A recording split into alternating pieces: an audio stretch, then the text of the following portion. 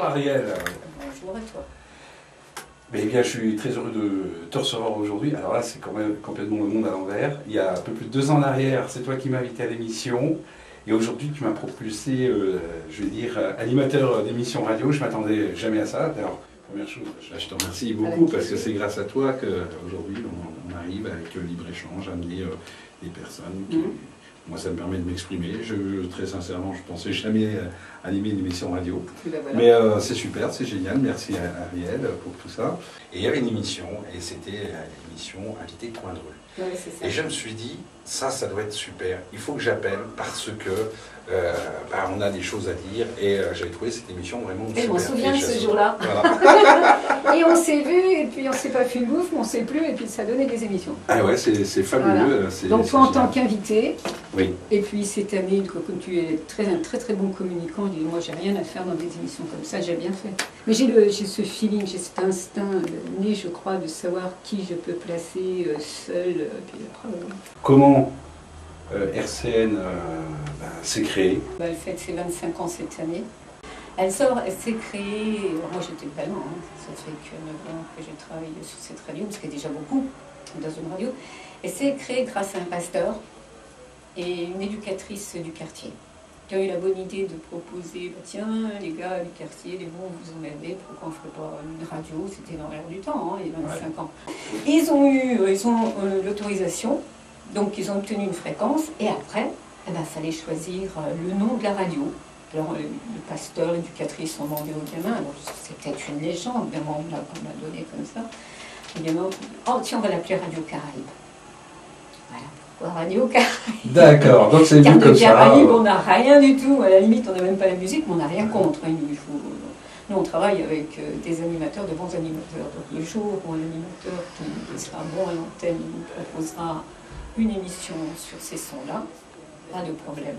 Et toi alors, tu en es venu à la radio comment? Je suis tombée dans le chaudron exactement avril 1977.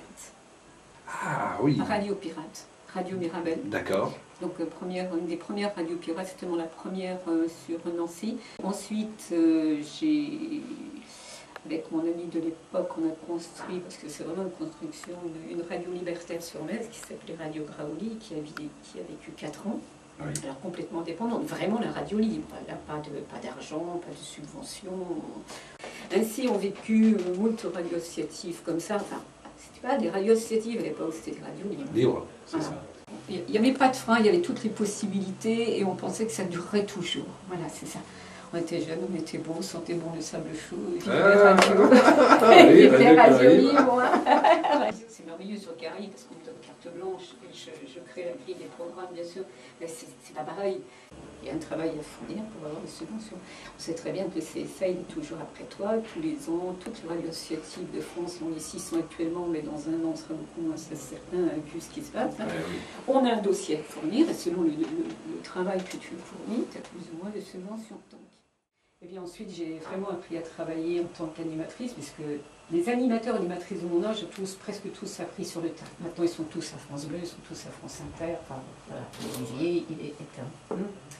Donc j'ai vraiment appris en travaillant sur les radios commerciales, après ensuite travailler sur les radios privées et sur les radios d'État comme France Bleu, Radio France à l'époque. Hein.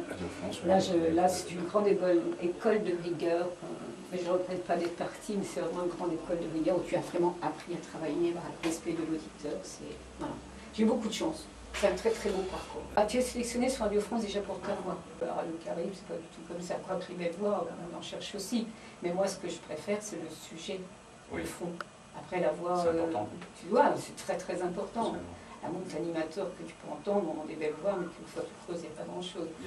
Toute personne qui prend l'antenne sur cette radio, RCN, ils ont vraiment ils savent. C'est un métier où il faut être curieux, tout le temps. Donc c'est pas facile. Mais on donne la chance quand quelqu'un vient me voir en disant ben voilà, j'ai un projet radio, je reçois toujours les personnes, quel que soit son âge, pour varier, vraiment varier. Et Radio Caraïbes, elle n'est pas évidente comme radio. Tu vas écouter une émission sur l'accordéon, tu vas écouter une émission sur les années 30, et après tu vas repartir sur du jazz, tu vas repartir sur des thèmes plus politiques. C'est compliqué. Il n'y a pas vraiment un fil rouge. Oui. C'est vraiment kaléidoscope, cette radio-là. Mais tout le monde tout le monde, de 7 à 77 ans pour les clichés, y trouve un moment son émission.